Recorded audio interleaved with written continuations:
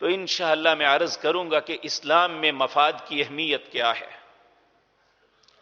سب سے پہلے یہ بات یاد رکھیں، اسلام اعتدال کا مذہب ہے۔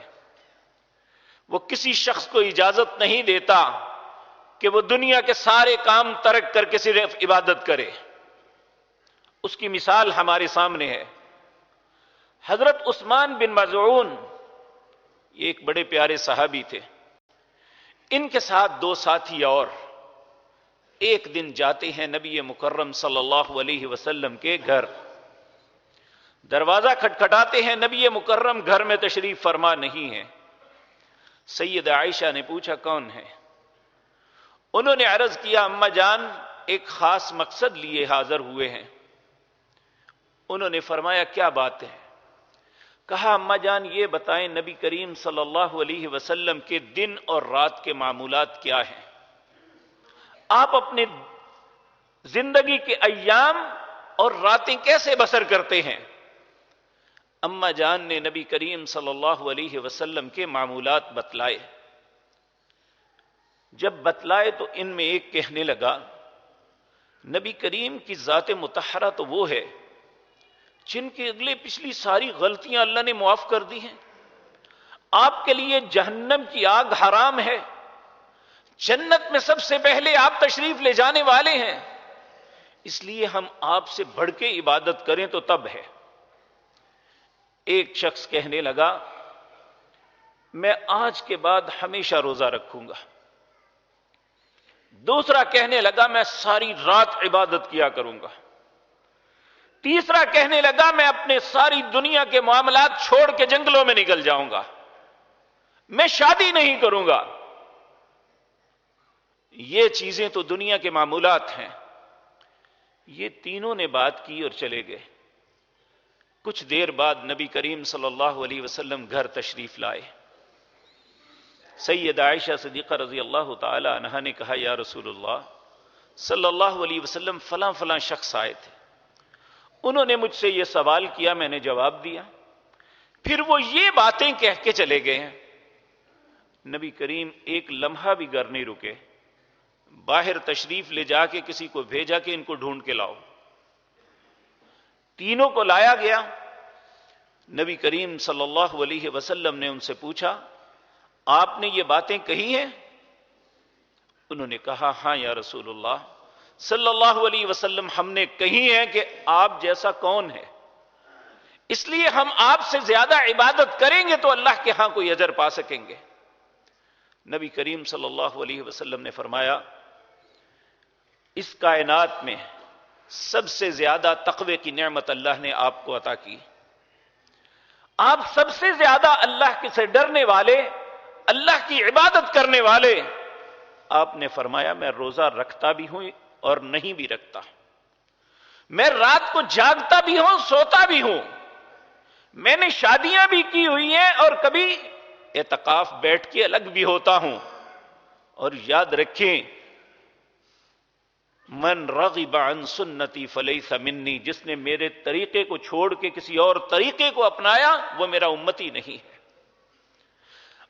اب یہ بات سمجھ آئی کہ بالکل تارک الدنیا ہونا اور صرف عبادت کے لیے اپنے آپ کو خاص کرنا اسلام کا یہ بھی منشا نہیں ہے۔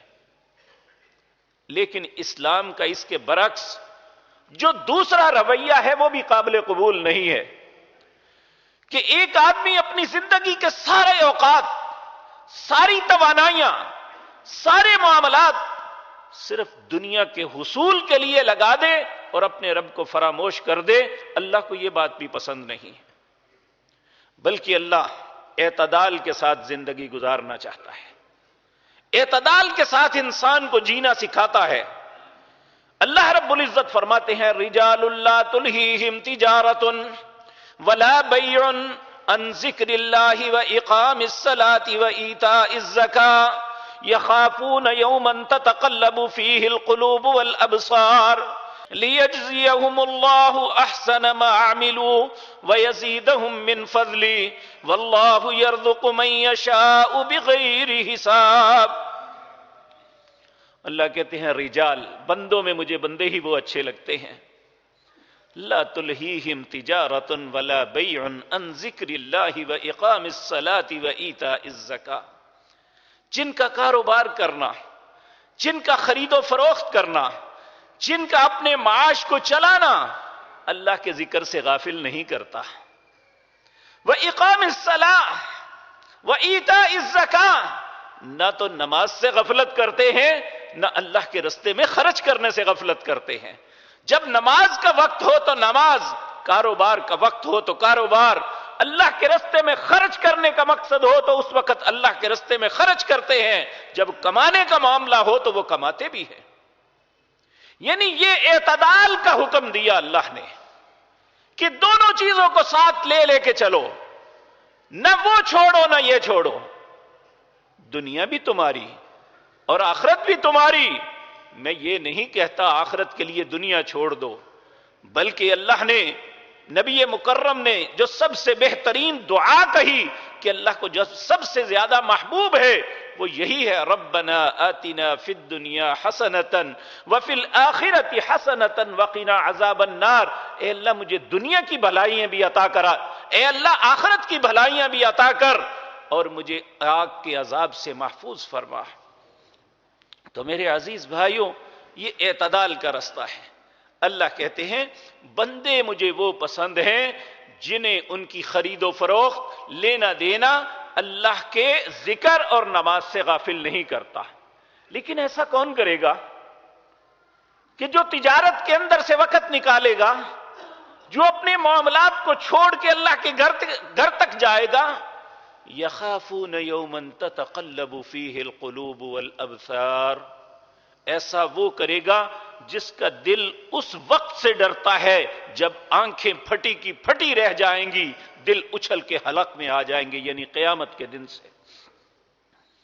یخافون یوما تتقلب فیہ القلوب والابصار، اور جو ایسا کر لیتا ہے، کاروبار کے وقت کاروبار اور اللہ کی عبادت کے وقت اس کی عبادت، اس کا وقت جب آ جائے تو سب کچھ چھوڑ دیتا ہے، تو اللہ رب العزت فرماتے ہیں لیجزیہم اللہ احسن ما عملوا، اس نے جو بہت اچھا کام کیا ہے نا، اپنے مفادات کو چھوڑا، گاہک کو چھوڑ کے اپنے رب کی آواز پہ لبیک کہا، حی علی الصلاۃ اور حی علی الفلاح کی ندا پہ اس نے لبیک کہہ دیا، اس نے کہا میں اپنے رب کی بات سن کے آتا ہوں، اس سے ملاقات کر کے آتا ہوں، رزق تو اس نے دینا ہے۔